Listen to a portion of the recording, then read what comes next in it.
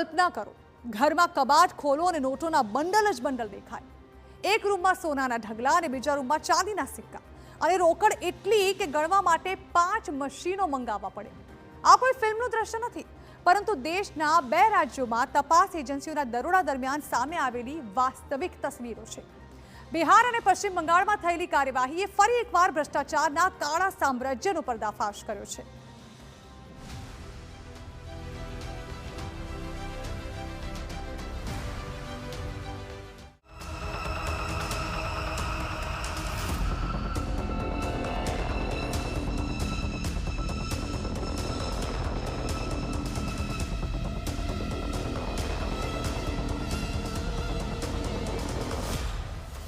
ઘરમાં નોટનો વરસાદ. 5 મશીને ગણ્યા કરોડો. 25 બેગમાં ભરવી પડી રોકડ.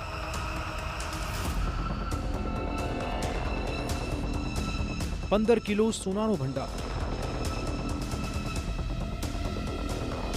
કુબેરને પણ શરમાવે તેવો ખજાનો.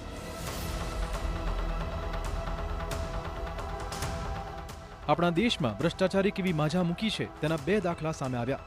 દેશના અલગ અલગ રાજ્યોમાં તપાસ એજન્સીના દરોડાએ ભ્રષ્ટાચારના નવા ચહેરા ખુલ્લા પાડ્યા છે. એક બાજુ સરકારી એન્જિનિયરના ઘરમાંથી કરોડોની રોકડ, સોનાના દાગીના અને ચાંદીના સિક્કા મળી આવ્યા છે, તો બીજી બાજુ એક પૂર્વ બસ ડ્રાઈવરના ઘરમાંથી પણ કરોડોની કાળી કમાણી બહાર આવી. પહેલી બિહારમાં અને બીજી પશ્ચિમ બંગાળની ઘટના છે. આ બંને રાજ્યોની તસવીરોમાં એક વાત કોમન છે: ભ્રષ્ટાચાર અને કરપ્શનનો આ એક નવો ચહેરો, જેણે તપાસ અધિકારીઓને પણ ચોંકાવ્યા હતા.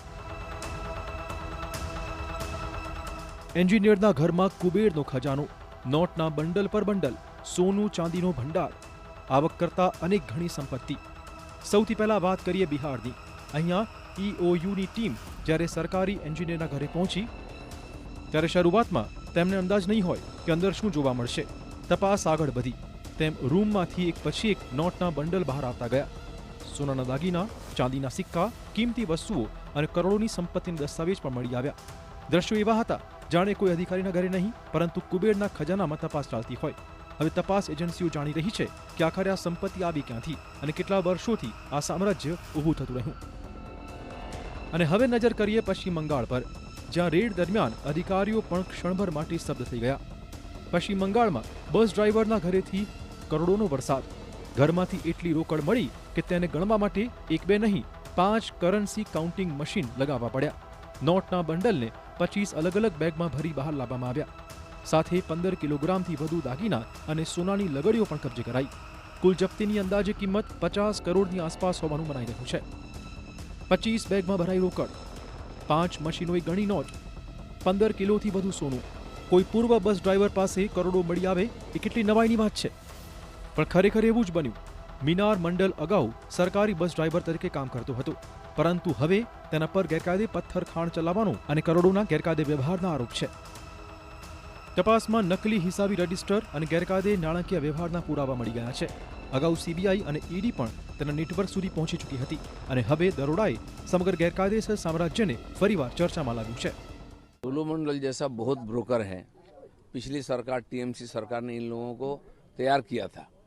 ये जितना रिसोर्स लूट होता है, ये कटमनी आता है, ऐसे 2-4 लोग कलेक्ट करके पुलिस के माध्यम से कालीघाट भेजते थे. अब सब एक्सपोज है, सब पब्लिक भी जानती थी, लेकिन किसी का दम नहीं था इसके खिलाफ कंप्लेन करने का. आज पुलिस कार्रवाई शुरू किया है और ऐसे बहुत लोग अभी एक्सपोज होने बाकी है.